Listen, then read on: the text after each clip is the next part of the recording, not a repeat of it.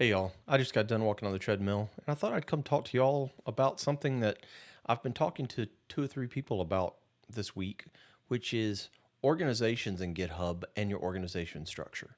Now, this video is going to be a little bit different from, say, some of my other little more structured videos. I've got nothing on the teleprompter. I've got nothing necessarily planned to show you, though I do have one little website I might bring up. It's just more me talking, and we'll see how people react to it.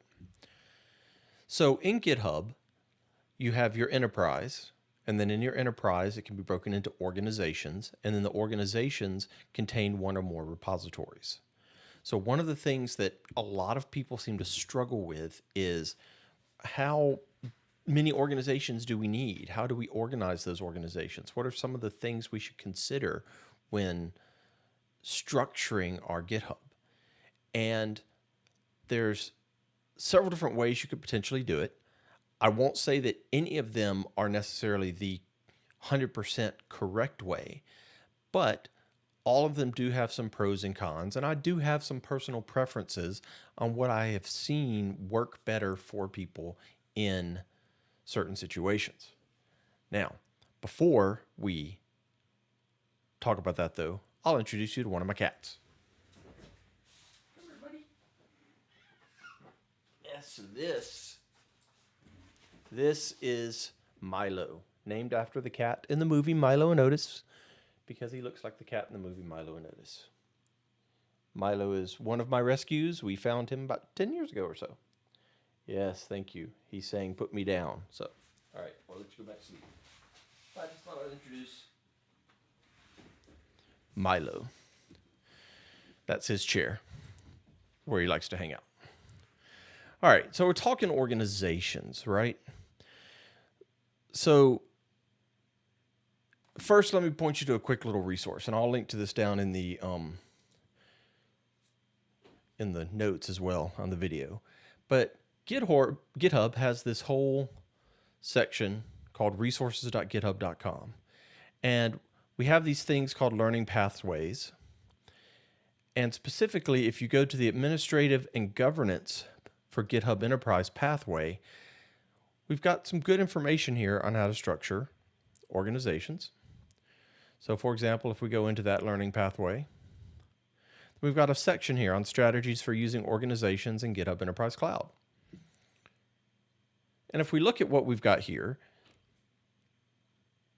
one suggestion, and again, like I said, there's multiple ways to do this, but one way is you have a single organization.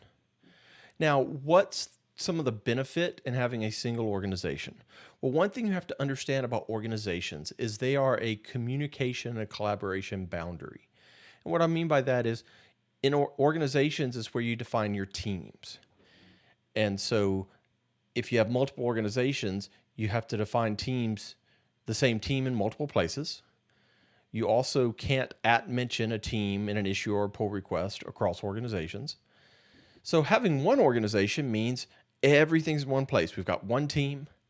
For the organization level settings that we're going to set, we only have to set them in one place.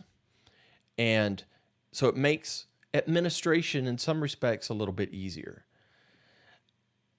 However, you have to take more care in how you set it up, because especially if you want to make sure that certain people can only access certain repositories, you've got to implement security in a certain way.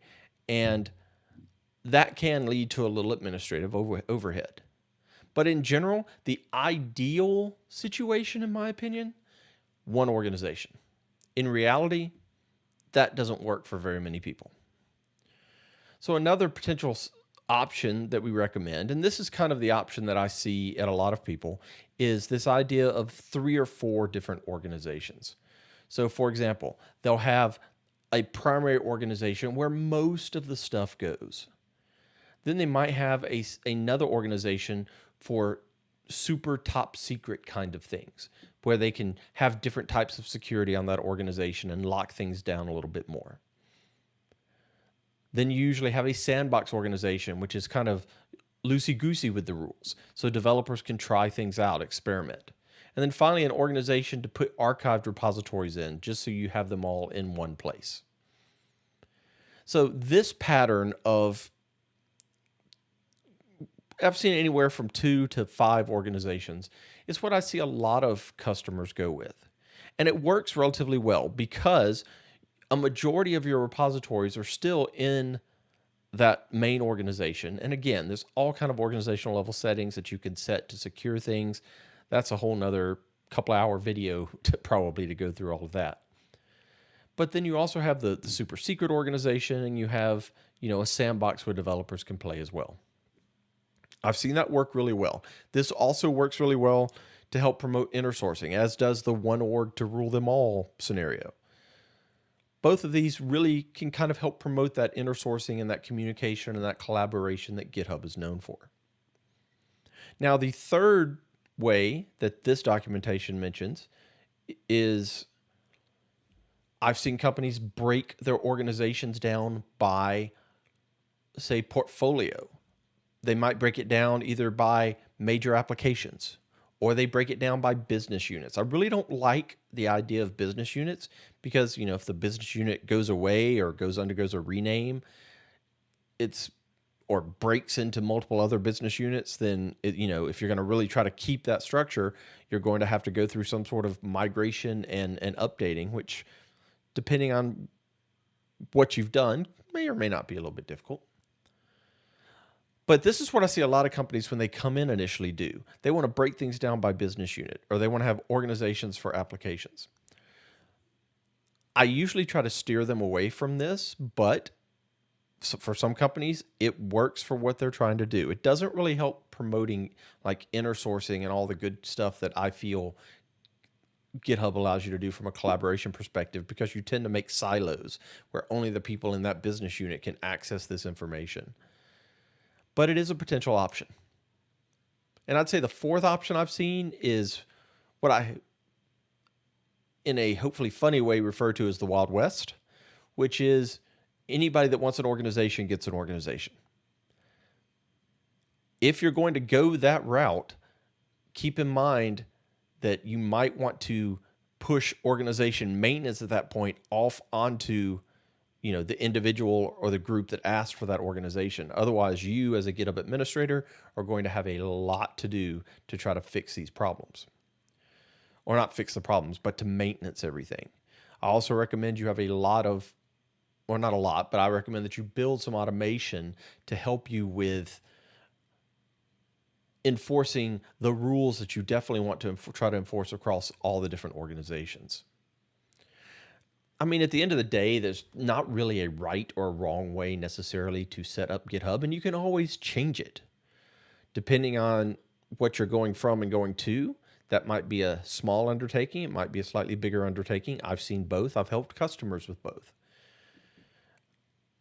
One thing I will recommend to you if you're trying to figure out what to do is ultimately pick a strategy and get started. I've seen too many customers that try to plan everything out down to the T, down to the minute detail, and that stalls their rollouts. That honestly can also complicate some things.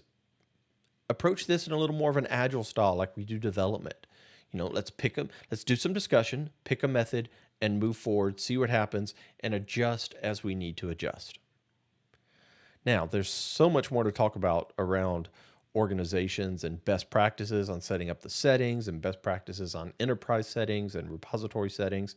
And of course, all of that does kind of tie back into some of the things you might want to know if you're going to take any of our GitHub certifications. So I'd love to hear what you're interested in. What if there are any specific topics that you want me to cover. I know some people have been saying, hey, we want more on project boards, or we want more on action runner controller, stuff like that. That's fine. I hear you. I'm working on that content. But if there's other types of content that you think you might want, I'd love to hear what it is. Also, I'm curious what you think of this.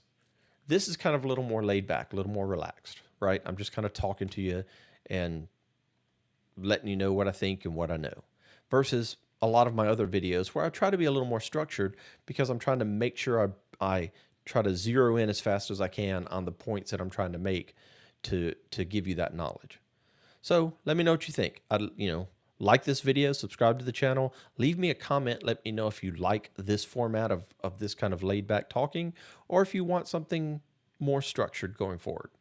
I might still experiment with this some, but at the end of the day, it's all about hopefully bringing you the information about GitHub and about DevOps and about development that you care about. Thanks for watching.